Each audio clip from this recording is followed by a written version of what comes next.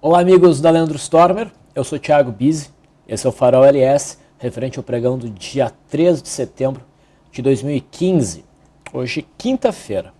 Vamos às movimentações do mercado. A gente tem na tela o gráfico diário do índice Bovespa. Tivemos um novo dia de alta, quase 2%, 1,94%, em linha com a expectativa. O mercado está fazendo aquele padrão de contração, ficou longe de buscar o ponto mais crítico de suporte. Eu esperava era que não fosse até lá, apesar de ser uma possibilidade. O mercado deve continuar no movimento de alta no pregão de amanhã para testar essa zona e possivelmente até romper essa região. Vamos ficar bem atentos, que o rompimento aqui do topo anterior será um pivô de alta. A gente vai ter que avaliar esse acontecimento, se isso de fato acontecer, com bastante atenção. Vamos ao gráfico do mini índice. O que eu mencionei ontem com vocês é que se o índice... Primeiro que me impressiona que o índice ia continuar o movimento de alta hoje, mas ele tinha que conseguir romper essa barreira por volta dos 47.300 pontos, uma região de resistência dada por este gap. Resistência, e ontem a gente fechou muito próximo dela. Rompendo esse patamar, provavelmente o mercado conseguiria continuar o movimento de alta em busca dos 48.600, 48.700 pontos no topo lá do dia 27. A abertura hoje foi em cima da linha d'água. O mercado iniciou o dia daí fazendo um movimentozinho de alta, fez uma correção, testou a linha d'água novamente, sentiu o suporte, entrou uma boa pressão compradora aqui, às 10h30. E nós tivemos o rompimento de um primeiro movimento, com este candle aqui. É operação, é compra. No entanto, eu achei o mercado um pouquinho esticado esse rompimento. Eu estava, de fato, esperando um movimento corretivo, foi o que a gente mencionou na LS Live. E uma correção devia ser encarada como oportunidade de compra, independente de a gente ter sido estopado no meio do caminho ou não. Eu, na minha compra nesse rompimento, pelo meu modelo, fui estopado pela média móvel de 9 aqui. Ok? Mas a gente ficava atento a uma reentrada. Chegando em cima da média móvel de 21 períodos, o mercado fez esses dois candles pequenininhos, em cima da média, com espaço até a linha d'água.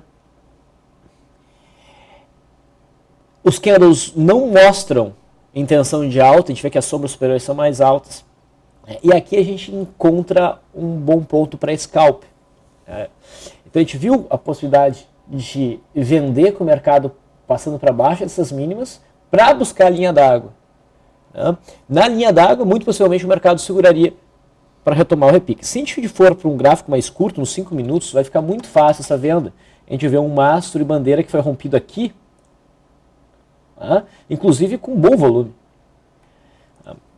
Então foi um scalpzinho fácil. Nós também tivemos isso no dólar. O mercado veio testar a linha d'água, chegou a fechar abaixo da linha d'água aqui, mas dentro do meu modelo, a confirmação do rompimento da linha d'água é necessária, que se daria pela perda dessa mínima. Não seria um sinal bonito, porque a gente ficou com essa longa sombra inferior. A partir desse candle branco, tendo sua massa superada, a gente teve um sinal de entrada na compra pelo gráfico de 15 minutos. A expectativa era que segurasse mesmo, e o mercado realmente conseguiu segurar. Olhando um gráfico mais curto, de novo, nos 5 minutos, pessoal, repara só o seguinte. O mercado fez um belo movimento de queda, de mastro bandeira, e veio buscar na mínima média móvel de 205 minutos.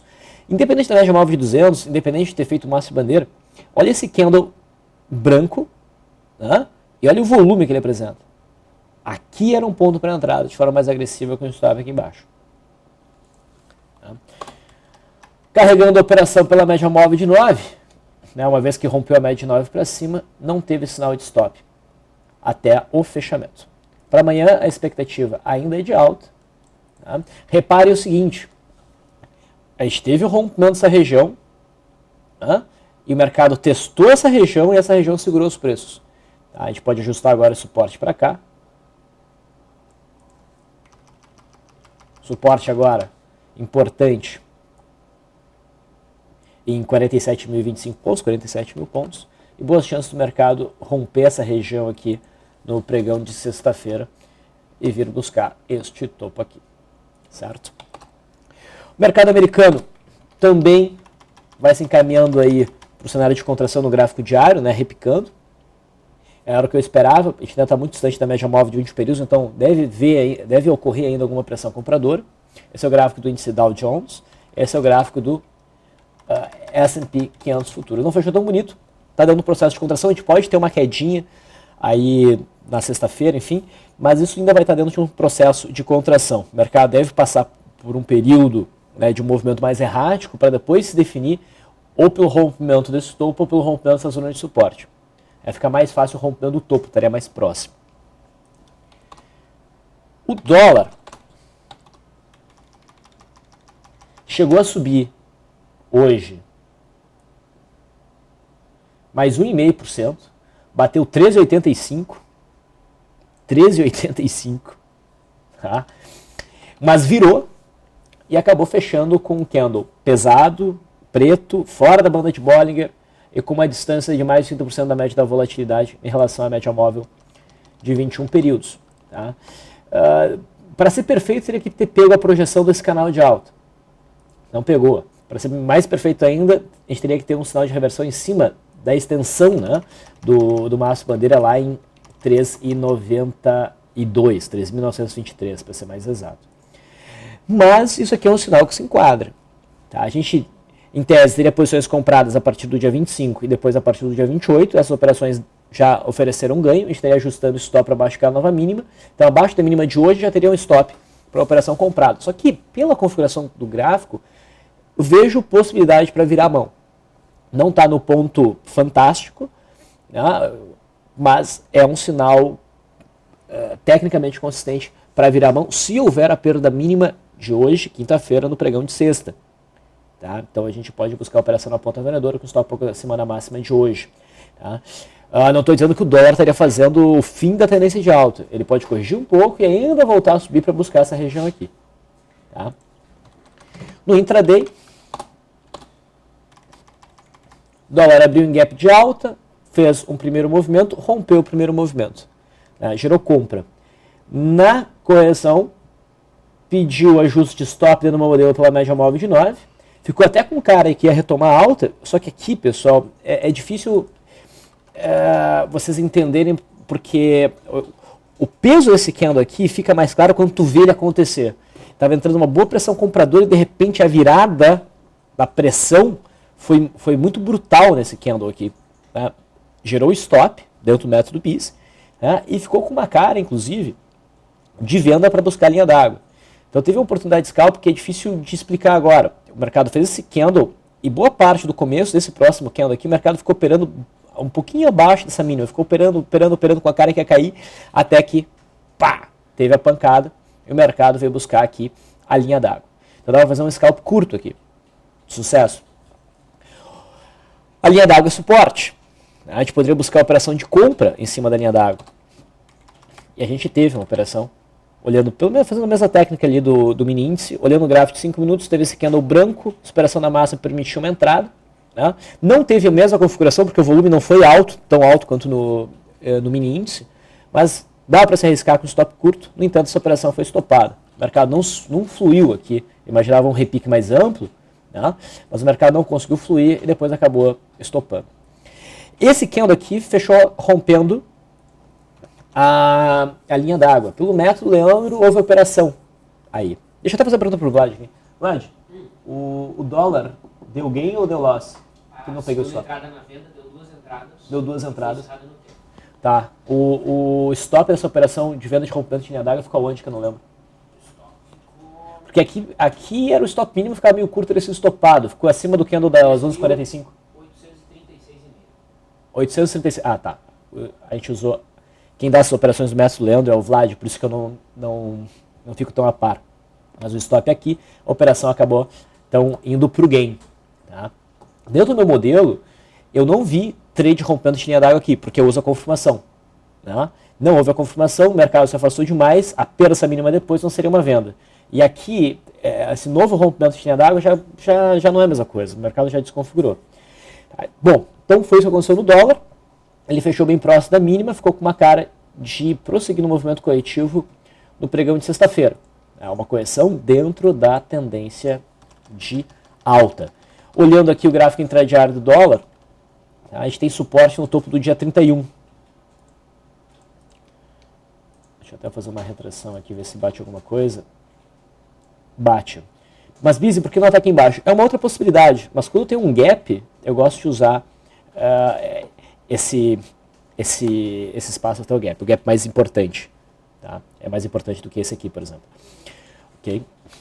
Então, se amanhã cair, provavelmente vai buscar a média móvel de 200 e esse topo anterior entre 3.700 e 3.720.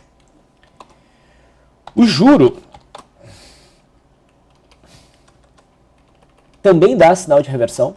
A perda mínima enquadraria o juro num trade de venda, mas com alvo curto, idealmente, para buscar esse topinho anterior. Tá? E reparem o seguinte, percebe que a gente tinha um canal de alta que mudou o padrão de inclinação. Se eu desenhar um canal de alta aqui, ó, a gente vai ver que a gente conseguiu alcançar a linha de retorno. E também é possível tu juntar todos esses topos aqui numa linha de retorno, que não necessariamente engloba um canal, tá? E a gente vai ver que aqui há uma confluência de traçados para segurar o juro. Então, eu estou razoavelmente confiante que o juro vai fazer uma correçãozinha, pelo menos de curto prazo. Dito isso, vamos para os papéis. Vale prossegue no movimento de alta, confirmou pela superação na máxima de ontem, provavelmente vai buscar a faixa dos 15,90 e 16. Para mim também vai se configurando o cenário de um rompimento falso dessa zona dos 13,70 num prazo maior. Não que o rompimento aqui não tenha sido capaz de gerar lucro, não, foi capaz. Mas o mercado rasgou para cima essa região que deveria segurar. Lembra que eu falei isso alguns faróis atrás? Então eu começo a ficar bem confiante para a Vale. Tá? Em um prazo maior, acho que existe boa chance ela vir buscar a faixa dos 21. No curto prazo, 16, a gente deve ter uma resistência, o mercado deve respirar depois. E o rompimento dessa zona, futuramente pode dar uma excelente operação na ponta compradora. Tá? Petrobras bateu no topinho anterior e entrou uma boa pressão vendedora. Ela vai começando a desenhar aí talvez um pivô de alta. O rompimento desse pivô, não agora, mais para frente, levaria o papel provavelmente a buscar a faixa próxima a R$11 aqui. No intraday, a Petrobras conseguiu, tá, gerar um rompimento de linha d'água, certo? Aqui dá até para pensar numa operação de compra de teste de linha d'água, mas o que não foi muito bom e não teve nenhum acionamento. Até que o mercado rompeu, na perda da mínima faz a venda, a gente teve uma queda de 2,2%, que ficou bem no limite ali para o alvo de 20% da média da volatilidade, tá, para o método BISE. É exatamente esse valor. Tá? 1,18 seria, a gente conseguiu aqui 2,18, desculpa. 2,15 ficou meio apertado ali. Mas enfim, fez um tradezinho e não houve stop pela média móvel de 9.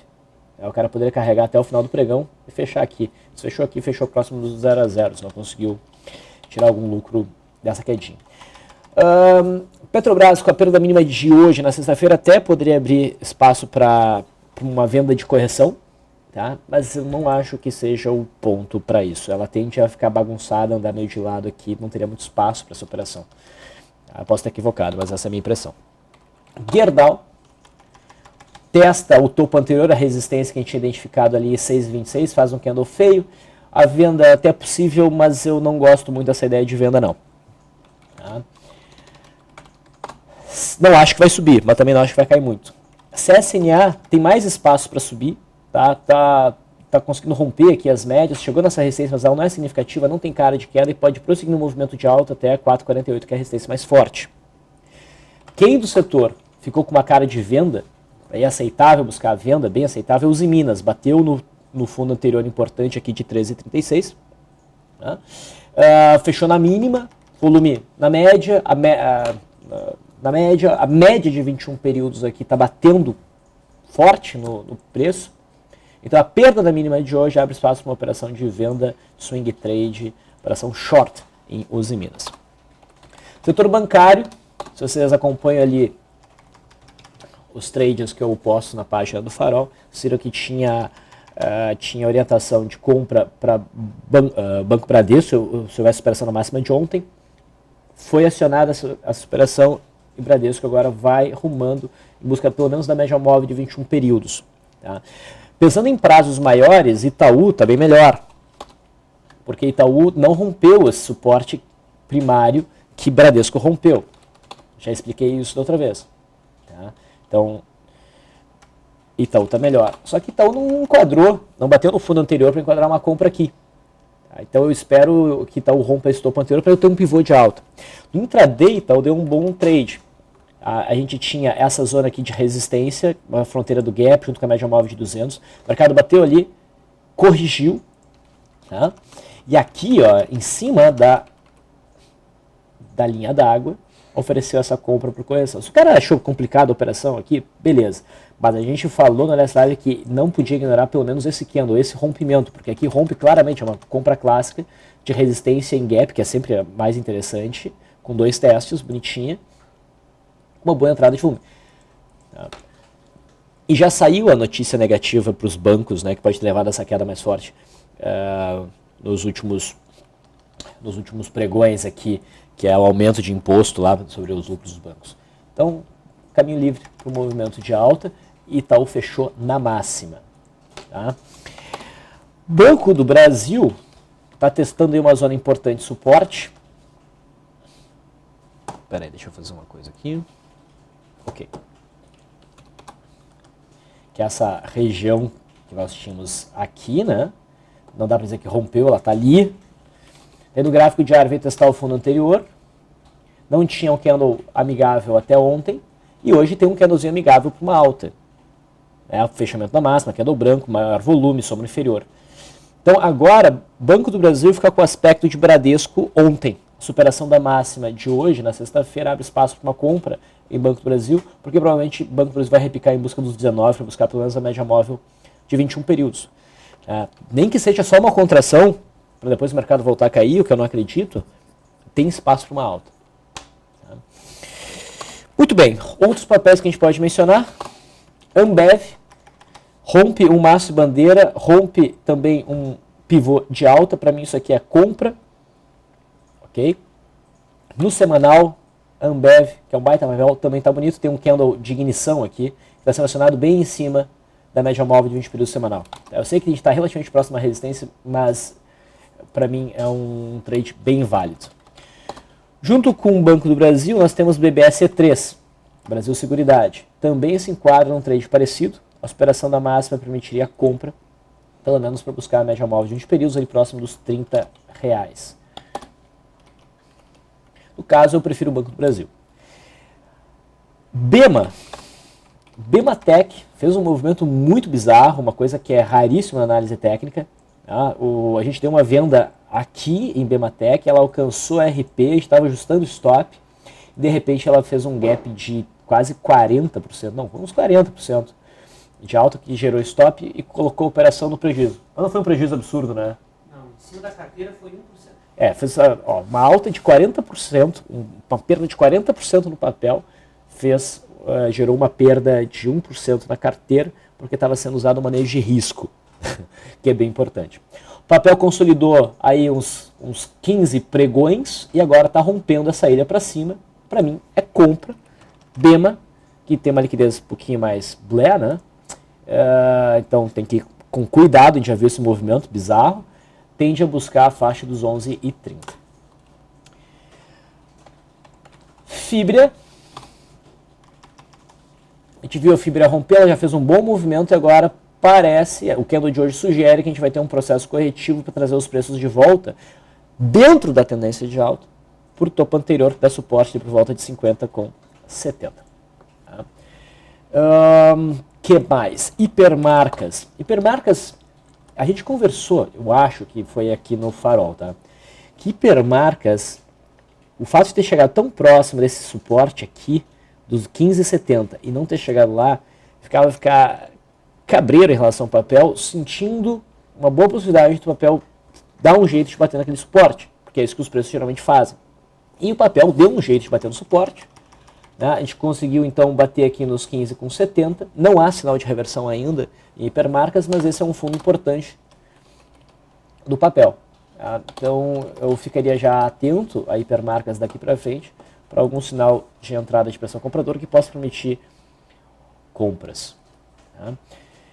MRV3 bateu um suportão bem importante aqui, de longo prazo, e também vai montando agora um fundo reflexo. Tá? MRV3 nos deu uma boa operação de rompimento de triângulo autista ou de retângulo, como queira, no intraday. Às 14h15 rompeu e deu uma boa de uma puxada, né, cumprindo aí os alvos, tanto pela projeção do padrão, quanto por volatilidade, enfim. E a média móvel de 9 já não gerou stop até o leilão. Outro papel que me chama atenção, muita atenção, é Rente 3. Tá? A Rente bateu num suporte importantão. Ai meu Deus. Tudo bem. Tentou subir, voltou a cair, fechou abaixo desse fundo, mas não está prosseguindo e está fazendo esse candle aqui. A superação dessa máxima, para mim eu vou ver como um fundo reflexo, a gente está em cima de um ponto importante, tem divergência altíssima no papel. Então, no mínimo, é um papel para a gente acompanhar no intraday e tentar achar uma brecha para um day trade na ponta compradora. Mas acho que a gente tem um bom momento para compra em Rente 3, na superação dessa máxima, com stop abaixo dessa mínima aqui. Tá, mas eu não entraria muito pesado. Acho que vale a pena o risco, mas não entraria muito pesado. E por fim, acho que eu falei de fibra. Ok, já falei de fibra. Os outros papéis ali, a SUSB5 não encaixa muito para um trade. E Klabin 11 também não. Então era isso que chamava mais atenção em termos de swing trade. Tá? Eu mencionei a questão da Bematec, né, a importância do manejo de risco. O Vlad me disse, cara, faz um convite para o pessoal ler o artigo que está no site, a importância do controle de risco. Então, dê uma olhadinha no nosso site, leiam esse artigo, vai ser certamente útil para vocês. Em termos de day trade, eu já mencionei alguns. Brasil Foods, a gente identificou uma possibilidade de trade contra a tendência de retorno na média intraday quando batesse em 72,30. 72,25 foi a máxima, fez um candle preto, perdeu a mínima e deu uma pancadinha para baixo. Quem carregou a posição vendida tinha que encerrar essa posição vendida aqui por conta da média móvel de 9. Tá? Foi um tradezinho razoável. CEMIG, e seu dia, uma pressão vendedora importante, barra elefante não acionada, barra elefante na direção contrária, a superação da máxima permitia a compra. Tá? O papel acabou gerando stop pela média móvel de 9. Meu stop aconteceu aqui por conta dessa sombra. E ocorreu um gift, mas o gift aqui para entrada não estava legal porque já estava contra a média. Então esse trade acabou não fluindo. Imaginava que ia, não foi. DTEX, olha que interessante. DTEX fez um primeiro movimento e rompeu aqui. E até rompeu com bom volume. Na verdade, teve um direto ali para inflar volume, mas ainda assim o volume foi acima da média. Mas quando tu afasta e tu olha, a gente estava batendo um ponto importante de resistência ali do 5, com 55. Então, nesse caso, o que eu gosto de fazer? Entrar pela superação da máxima como um critério de confirmação. Não houve acionamento. Se eu tivesse entrado também, porque o volume foi alto, beleza. O que aconteceu aqui? Um Twin Towers. Tá? Twin Towers. Isso é venda, independente de média móvel de 9, independente de qualquer coisa, é para cair fora. Aqui também permitiu a venda pela própria média móvel de 9. Dava para virar a mão aqui e buscar a amplitude desse candle para baixo. Eu mostrei o Twin Towers ontem em equatorial, né? Hoje a gente tem um Twin Towers em DTEX, 5,33 seria o alvo. Se o cara quis carregar, foi um pouco além. E aqui também houve o trade pelo rompendo da linha d'água. Ok? Perda mínima, a gente teve uma pancada aí de 1,85%. Não foi, deixa eu ver, não cumpriu a média da volatilidade. Não, cumpriu. Cumpriu, no limite, mas cumpriu. Aí depois, stop pela média móvel de 9 a 5,33. Então foi um dia interessante em DTEX. MRV3 nós já vimos. Petrobras e Itaú também. Resta a SUSB5, que ofereceu aqui um rompimento de linha d'água, depois que o dólar virou, né? E SUSB5, Fibra, são papéis que têm uma correlação importante. A gente teve um rompimento de linha d'água, barra pequenininha em cima do fechamento dessa barra é uma barra ignorada, quer dizer, permite o cenário de barra ignorada, ela foi acionada na perda mínima e o mercado foi lá 2,20% de queda, cumprindo o alvo por volatilidade desse rompimento de linha d'água, que era de 1,5% mais ou menos. Esses foram então os day trades que mais chamaram a atenção, mais relevantes a serem comentados no pregão de hoje. Fico por aqui, agradeço a audiência de vocês. Até amanhã.